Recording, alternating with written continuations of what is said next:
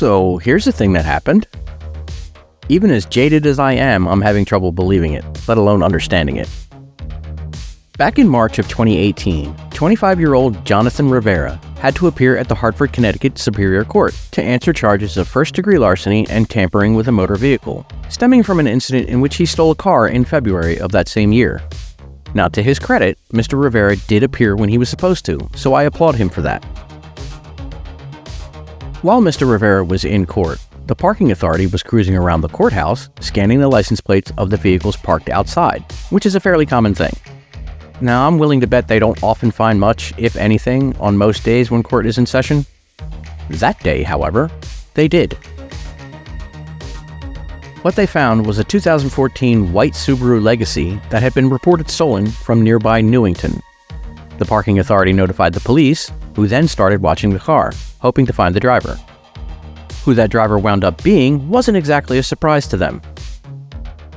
And yes, it was exactly who you thought it was. Rivera. I am not kidding. He was quite naturally arrested and charged with second-degree larceny and taking a motor vehicle without the owner's permission. This smooth brain actually stole a car to go to court for stealing a car.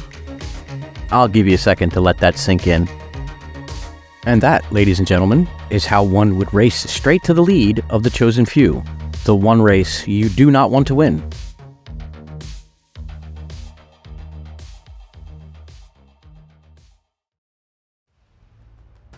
In April of 2022, Randy Cantwell embarked on a quest in Tulsa, Oklahoma. Was it a noble quest, like saving a damsel in distress? Or maybe reuniting a lost child with their parents? Perhaps he was trying to save a bag of puppies or kittens that someone tossed in a random body of water. Not exactly. Randy Cantwell's quest this day was to acquire an Audi, as if Audis were the holy grail of automobiles. Don't get me wrong. The problem with Mr. Cantwell's quest wasn't that he was on the quest itself, it was how he went about trying to accomplish his self-appointed task. To further that task, Randy went to a car dealership in South Tulsa, expressing an interest in a particular car on the lot. Countless people do the same every day, all around the world. So far, so good. One of the salespeople grabbed the keys, then took Randy to see the vehicle and go over its quirks and features, as Doug DeMuro likes to say. It was expressed to Mr. Cantwell, however, that the vehicle was not prepared for any kind of a test drive. And that's when the quest went awry. Mr. Cantwell then became Marshall Cantwell, claiming that the car in question was stolen and he was taking it for evidence. That's right, Randy said he was a federal marshal. Suspecting that wasn't true, several employees of the dealership blocked the car from leaving, forcing Cantwell to abandon the attempt and walk away. Police were called. Police arrived. Police found Mr. Cantwell and took him into custody. When asked for his identification, all Randy had with him was his driver's license. He was then questioned about his claim to be a federal marshal, and this smooth brain declared that former President Trump made him one when he declared martial law. And you have no idea how much I wish I was making that part up. I do admit to being somewhat amused by Mr. Cantwell's very novel attempt at car theft. It was certainly original, but with the end result of being charged with impersonating a law enforcement officer, it automatically places you among the chosen few. On May 30th, 2023, 25-year-old David Joseph D'Alessandro went to the Quick Stop in Sharon, South Carolina. True, this was not unusual. Hundreds, if not thousands of people visit Quick Stops every day. Perhaps he was looking for a late-night snack. Maybe he just wanted to fill up his gas tank, or even a quick stop in the restroom. It might have been that he just wanted to get some quick cash on his way home from work. Well, he was looking to grab some quick cash, but it definitely wasn't from the ATM. No, he was looking to rob the place. Witnesses recall a person entering the store wearing a hooded sweatshirt, a mask, and a wig. This person displayed the grip of what looked to be a pistol tucked into the waistband of his pants and demanded the money from the register. The clerk, understandably scared, handed over around $300. D'Alessandro then made his getaway, but apparently he didn't get too far, as the police found him in the parking lot of a nearby Dollar General. He was quickly disarmed and arrested. Now, I say disarmed, but the weapon used in the robbery wasn't a real firearm, nor was it one of the myriad of airsoft or other air-powered weapons that can, and have, passed as legitimate weapons. No, this weapon was much simpler, not to mention sillier, and far less believable as a genuine firearm. If he had needed to actually brandish it, he likely would have been laughed out of the store, and rightfully so. I am absolutely, positively, 100% not making this up. He used the light gun from the old Nintendo video game, Duck Hunt. He just spray painted the thing black. You cannot make this stuff up. D'Alessandro was charged with armed robbery with a deadly weapon, petty larceny under $2,000, and wearing masks and the like during the commission of a crime. I'm absolutely not advocating to commit crimes, but if you decide to use a fake weapon to do so, the least you could do is use one that looks real. You know what? Scratch that. Keep being smooth brains about it, just so I never run out of stories for the chosen few.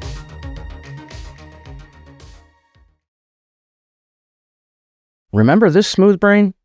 This is Wendy Ween, and her main claim to fame is that she tried to use an obviously satirical website called rentahitman.com to hire someone to permanently end her ex-husband's life.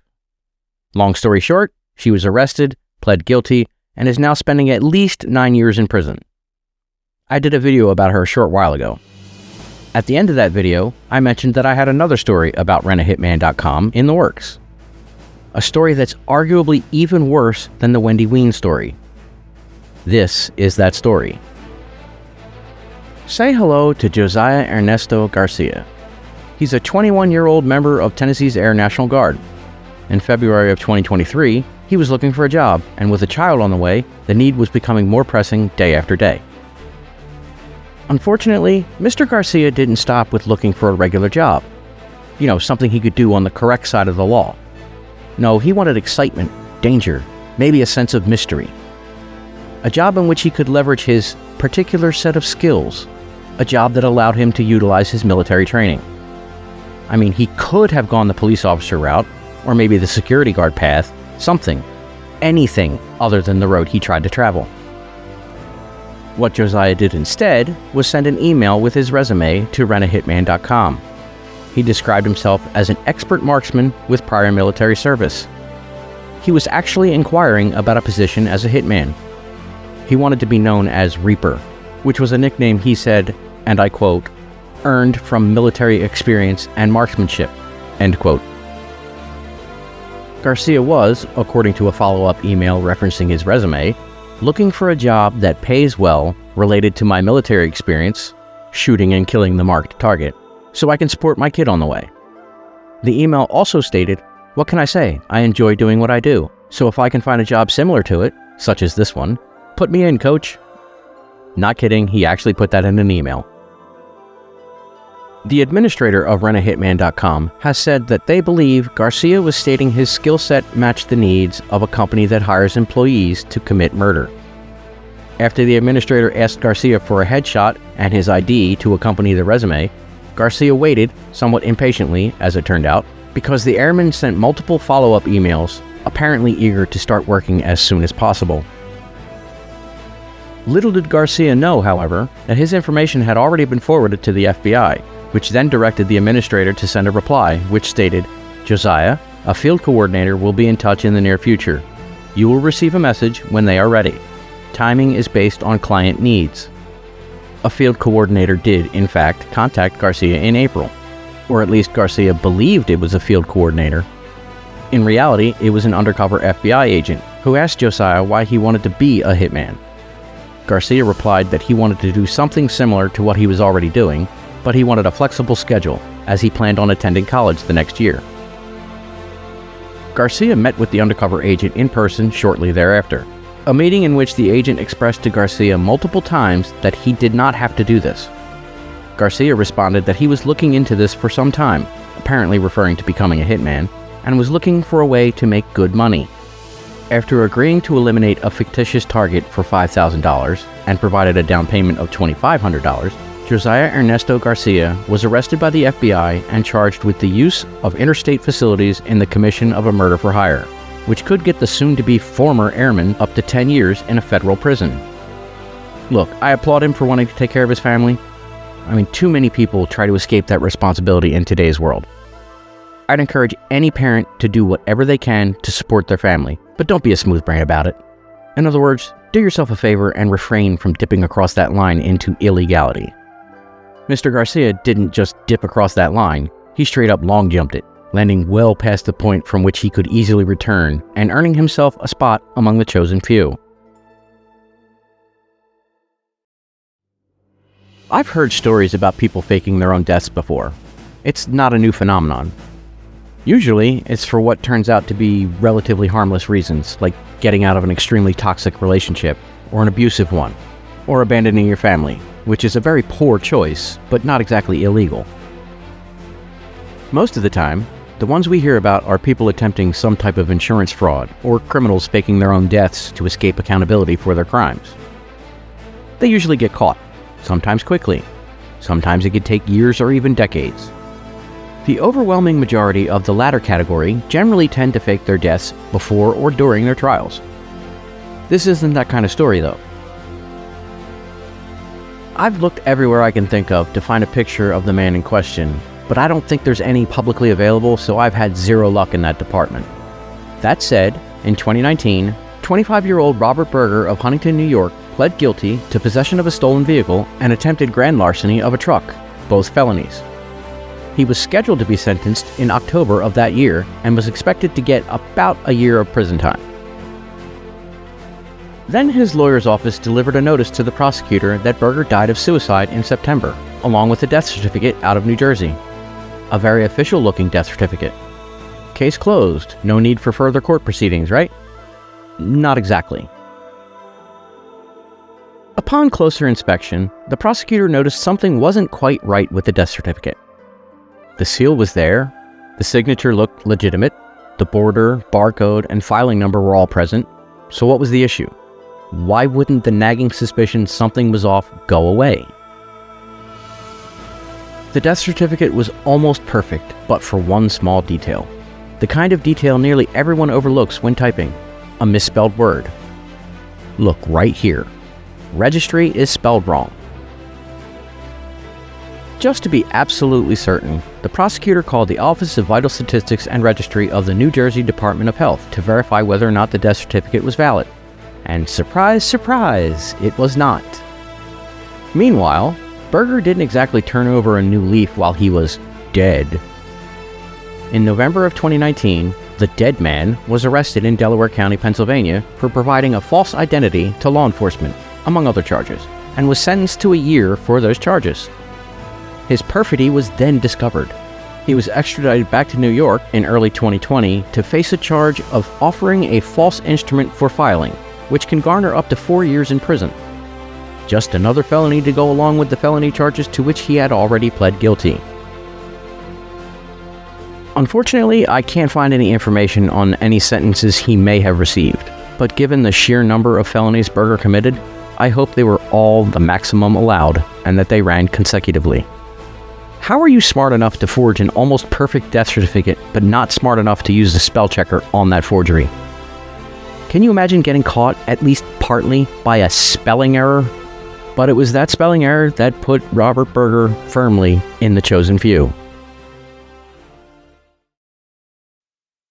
This one isn't just a chosen few video, because the subject of this story didn't conclude their criminal career after the events that are detailed within this video. You're going to want to stick around to the end to find out what happened. It's not pretty. On December 27th, 2018, a 26-year-old man carrying a plastic shopping bag walked up to a bicycle locked into a bike rack. That's not unusual, I do admit that. Perhaps he just made a quick trip to his local Walmart or some other local business, like countless people do every day. What was unusual, however, was the contents of that bag, a bolt cutter. This wasn't just an innocent nighttime shopper after all. The man immediately went to work trying to cut the chain, preventing him from just taking off with the bike. Unluckily for the prospective bike thief, however, a police officer, one Sergeant Matt Okerman, was close by, figured out what he was doing, and arrested him. Sergeant Okerman was soon joined by other officers during that arrest.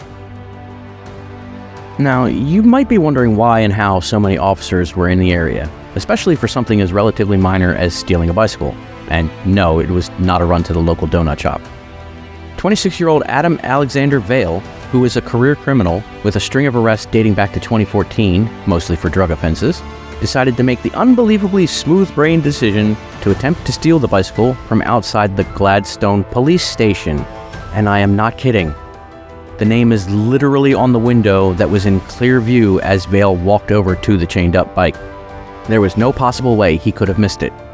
Even the most underachieving second grader could have read those words and been smart enough to just nope out of there. Vale was charged with theft, criminal mischief, and felon in possession of weapons, but the fact he tried this outside of a clearly marked police station made him part of the chosen few. And then he had to go beyond the chosen few in one of the worst ways possible. He was arrested in February of 2019 for failure to appear on the 2018 charges, and some others. But the saddest part of this story is that he was arrested once again in March of 2019. This time for DUI after he crashed a stolen car he was driving as he was fleeing the police that were not in pursuit. That wasn't even the worst part. A female passenger, 19-year-old Heaven Lee Matthews, was killed in the crash, resulting in a manslaughter charge. The good part of this story is that Vale seems to be finally taking responsibility for his actions, as he pled guilty to several charges, including the manslaughter, and received an 85-month sentence, a permanent revocation of his driving privileges, and will be required to pay at least $45,000 in restitution. Heaven's death could have been entirely prevented had Vale not been released on the failure to appear charges.